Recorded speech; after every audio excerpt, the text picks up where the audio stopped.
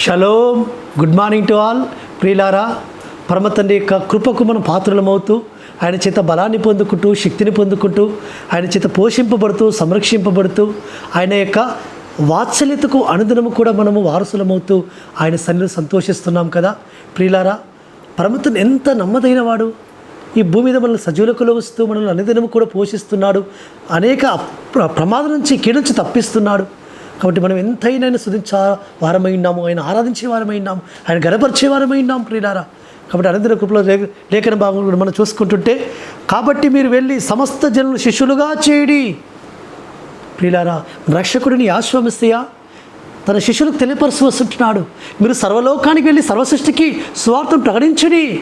మీరు సర్వలోకానికి వెళ్ళండి, స్వార్థం ప్రకటించండి. స్వార్థం ప్రకటించి సమస్త జనులను నా శిష్యులుగా చేయడి.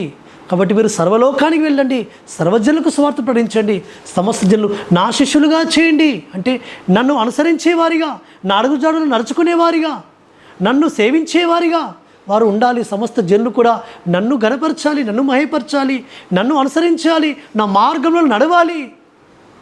ప్రియులారా, అట్టి విధంగా పరమ తండ్రి శిష్యులకు ఆజ్ఞాపించిన ప్రకారంగా వారు పెంతెకోస్తు పండుగ దినమున పరిశుద్ధాత్మను పొందుకున్న తర్వాత సర్వలోకానికి వెళ్ళారు. సర్వసృష్టికి స్వార్థం ప్రకటిస్తూ వచ్చారు. ఆ నామంలో అనేకమైన అద్భుతాలు చేస్తూ వచ్చారు. యాశ్వామిస్త నామాన్ని ప్రకటిస్తూ వచ్చారు. యాశ్వామిస్త నామంలో బ్యాప్టిజం ఇస్తూ వచ్చారు. అనేక సంఘాలు కడుతూ వచ్చారు. ప్రియులారా, మనం కూడా ఈ అంత్య దినాలలో యాశ్వామిస్త నామం చేత మనము ముద్రింపబడిన వారముగా, యాశ్వామిస్త నామాన్ని నొసరు మీద ముద్రించుకున్న వారముగా, ఆయన ఆత్మను పొందుకున్న వారముగా, ఆయన సర్వసత్యాన్ని గ్రహించిన వారముగా మనం కూడా సమస్త జనులకు స్వార్థను ప్రకటించాలి. అనేక మందిని శిష్యులుగా మనం తయారు చేయాలి. శిష్యులుగా తయారు చేసి వారి యొక్క స్తుతులపైన ఆయన ఆశ్రయం ఉన్నట్లుగా వారిని పరమ తండ్రిని ఆ విధంగా మార్గం నడుచున్నట్లుగా మనం ప్రోత్సాహపరచాలి. వారికి ఆయన యొక్క మార్గం గురించి తెలియపరచాలి, నీతిని గురించి తెలియపరచాలి. ఆ నీతిలో వారు అనుసరించి నడుచుకున్నట్లుగా మనం వారిని పురుకొల్పాలి. ప్రియులారా, అది పరమ తండ్రి మనకిచ్చిన గొప్ప బాధ్యత, గొప్ప ఈ యొక్క అవకాశము. దూతలకు లేని ఆ పరిచర్య అల్పులమైన మనకు అనుగ్రహించాడు. సమస్త జనులకు స్వార్థను ప్రకటించి ఘనత సమస్త జనులు నా శిష్యులుగా చేయడన్నాడు. కాబట్టి విశ్వాసుల కంటే ఇంకా శిష్యులు ఇంకా ఉన్నతమైన మెట్టు. అంటే విశ్వాసంలోనే ఉండిపోవాలని కాదు, ఆయన శిష్యులుగా, ఆ శిష్యులు అనేక మంది శిష్యులను తయారు చేయాలి.